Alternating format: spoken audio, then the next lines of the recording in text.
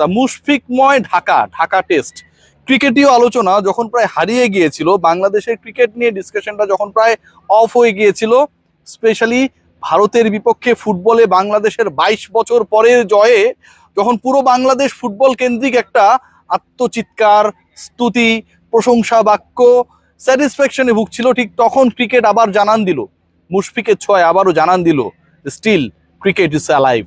Cricket ঠিক একই রকম ভাবে জনপ্রিয়, আমি কম্পেয়ার করতে যাচ্ছি না, যতটা আমাদের প্রাণের ফুটবল। মুশফিকুর রহিম যিনি নিজেও ফুটবলটা ভালো খেলেন, সেই মুশফিক বাংলাদেশের সেই জয়ের পরে এমন একটা উপলক্ষ তৈরি করেছে যেখানটাতেও বাংলাদেশ ভারতকে হারানোর অপেক্ষায়। শততম টেস্টে কোন একজন পার্টিকুলার ক্রিকেটারের সেঞ্চুরি করার যে রেকর্ড 10-11 জন করেছে, নিজের শততম টেস্টে সেঞ্চুরি করেছেন। রিকি পন্টিং তো 2 ইনিংসেই করেছেন দক্ষিণ আফ্রিকার বিপক্ষে। বাংলাদেশের হয়ে প্রথম ক্রিকেটার যিনি 100তম টেস্ট খেলতে নেমেছেন, এবং সেই প্রথম ক্রিকেটারই প্রথমবারের মতো 100 করা থেকে 1 রানের দূরত্বে। আজকের রাত পুহিয়ে যখন গতকালকে নতুন সকাল হবে, স্ট্রাইকে থাকবেন মুশফিকুর রহিম। যারা একটু লেটে ঘুম থেকে ওঠেন, যারা নানা ব্যস্ততায় থাকেন, অন্তত টেস্টের স্টার্টিং টাইমটায় রাস্তায় যারা থাকেন তারা লাইভ আপডেট দেখার চেষ্টা করবেন। আর যারা বাসায় বসে সময় কাটান বা ঘুমিয়ে নিজেদেরকে একটু টাইম দেন, তারা টিভি স্ক্রিনের সামনে থাকবেন। No doubt about that, to watch that particular moment, historical moment when Mushfiqur Rahim is going to be the first test centurion in his 100th test for Bangladesh.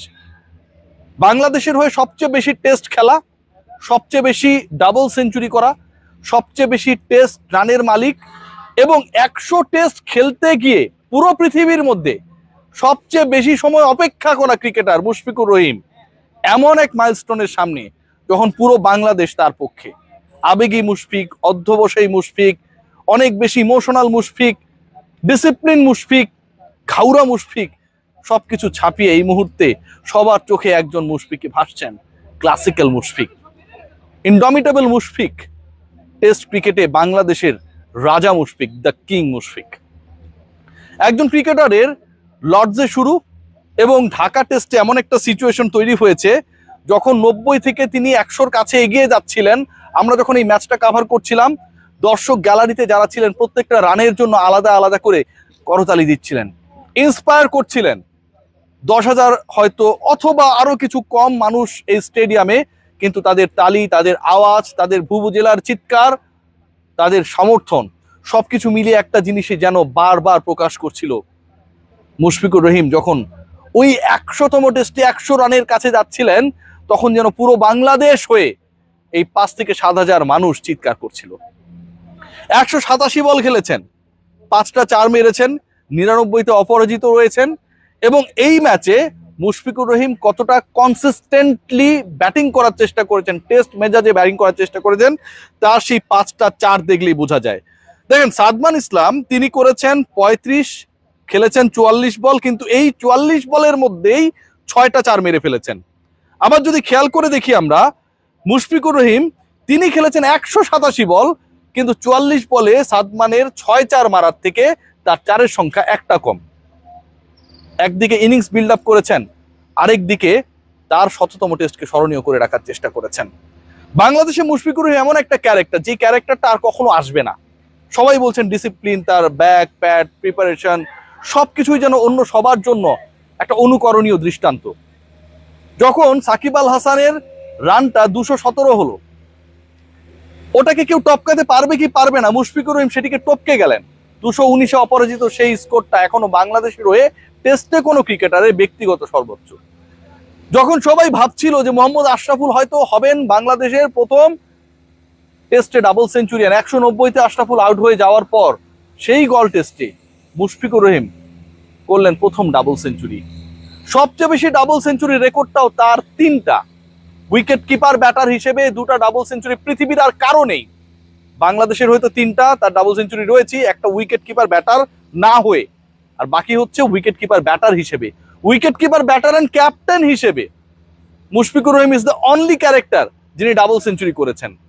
এবং এই উপমহাদেশে যে কজন ক্রিকেটার শততম টেস্টে সেঞ্চুরি হাঁকিয়েছেন, সেই তাদের একজন, সেই স্বল্প সংখ্যক ক্রিকেটারদের একজন হবার পথে মুশফিকের দূরত্ব আর মাত্র 1 রানের 1 রাতের। আজকে মুশফিক যেটা করে দেখিয়েছেন আমার কাছে মনে হয় সবার জন্য অনুকরণীয়, একই সাথে ইন্সপায়ারিং।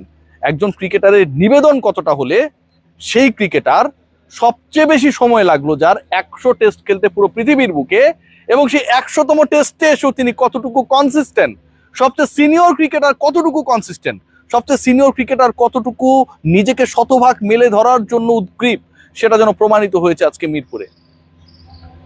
মুশফিকুর রহিমের এই অ্যাচিভমেন্টে আমার কাছে মনে হয় অন্য সবার চেয়ে সবচেয়ে বেশি হ্যাপি হয়েছে তার 2 সতীর্থ সাকিব আল হাসান এবং তামিম ইকবাল। সাকিবের পোস্ট আপনারা হয়তো দেখেছেন, যে যেমন প্রথম টেস্টে মুশফিকের তিনি ব্যাটিং দেখেছিলেন, প্রত্যেকটা বল মিস করেন নাই। আজকেও নিশ্চয়ই সেই সাকিব আল হাসান যেটা তিনি প্রমিস করেছিলেন যে মুশফিকের প্রত্যেকটা বল তিনি দেখবেন, সেই কাজটা তিনি করেছেন।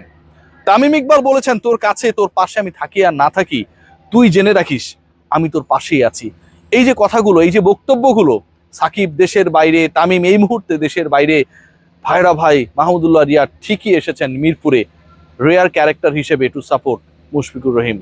এই ব্যাপারগুলো বাংলাদেশের ক্রিকেটকে অন্য উচ্চতায় নিয়ে যায়। মুশফিকদের মতো রেগুলার ক্যাম্পেইনার, মুশফিকদের মতো কনসিস্টেন্ট ক্যাম্পেইনার, মুশফিকদের মতো ডেডিকেটেড সোল যখন এভেলেবেল হবে, আরো অনেকগুলো সাকিব, তামিম, মুশফিক, মাহমুদুল্লাহ, মাশরাফির নাম আমরা একসাথে উচ্চারিত করতে পারবো, তখন বাংলাদেশ হয়তো তার সেই হারানো সৌন্দর্যটা খুঁজে পাবে। Hats off to Mushfiqur Rahim, the way he played আমার কাছে মনে হয় অবিশ্বাস্য। 1 রানের সেই দূরত্বটা ঘোচানোর পরে বিশ্বের দ্বিতীয় ক্রিকেটার হিসেবে 2 ইনিংসেই সেঞ্চুরি হাঁকানোর সুযোগটা মুশফিকের থাকবে। ধরুন বাংলাদেশের হয়ে মুশফিক আগামীকাল 1 রান করার পরে ইনিংস ডিক্লেয়ার করে দেওয়া হলো, এরপরে বাংলাদেশের সেকেন্ড ইনিংস কিন্তু রয়েছে, সেখানটায়ও মুশফিক যদি শতক মারতে পারেন, এবং সেটা খুবই পসিবল, কেবল একটা দিনের খেলা শেষ হয়েছে এবং একদিনে অলমোস্ট 100 করে ফেলেছেন মুশফিক। রিকি পন্টিং এর পরে ওয়ার্ল্ডের সেকেন্ড ক্রিকেটার হিসেবে টেস্টের 100তম টেস্টের 2 ইনিংসে শতক হাঁকানোর রেয়ার রেকর্ডের মালিক হতে পারেন আমাদের মুশফিক। দেখা যাক শেষ পর্যন্ত কি হয়।